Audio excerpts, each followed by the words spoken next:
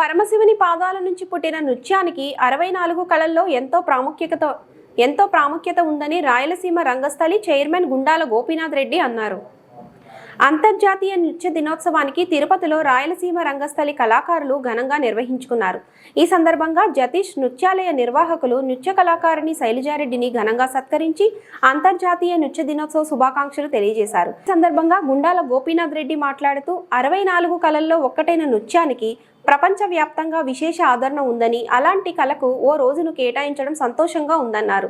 ముఖ్యంగా భారతీయ సంస్కృతి సాంప్రదాయాల్లో నృత్యం అంతర్భాగమై ఉందని చెప్పారు.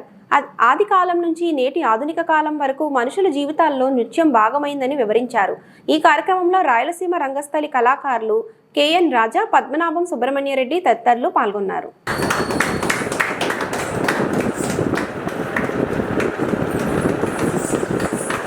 తిరుపతిలోనే కాకుండా జిల్లా మొత్తం పిల్లలు ఎవరు నేర్చుకోవాలన్నా ఇక్కడ నేర్పించి వారికి మంచి నైపుణ్యాన్ని ఇస్తున్నారు. ముఖ్యంగా ప్రతి ఒక్కరూ ఈ 64 కళల్లో నృత్య కళ అనేది చాలా ప్రాముఖ్యంగా ఉంటుంది.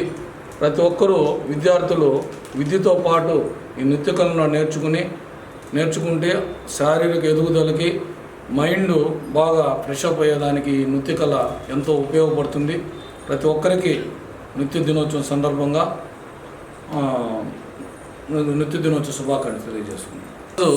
అంతర్జాతీయ నృత్య దినోత్సవం సందర్భంగా నృత్య కళాకారులకు, నృత్య గురువులకు ప్రతి ఒక్కరికి అంతర్జాతీయ నృత్య దినోత్సవ శుభాకాంక్షలు తెలియజేసుకుంటూ, ప్రతి ఏడు జతీష్ నృత్యాలయంలో నాట్య గురువు శైలజారెడ్డి గారి ఆధ్వర్యంలో ఇక్కడ మేము నృత్య దినోత్సవం జరుపుకుంటున్నాము.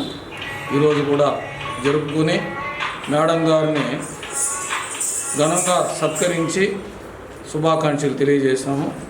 శైలజారెడ్డి గారు 5వ సంవత్సరం నుంచే నాట్యాన్ని నేర్చుకుని, ఆమె నేర్చుకునేదే కాకుండా 10 మందికి మన సంస్కృతి సంప్రదాయాన్ని తెలియజేయాలని ఆమె ఒక ఇన్స్టిట్యూట్ను పెట్టి 25 సంవత్సరాలు. అందరికీ నమస్కారం.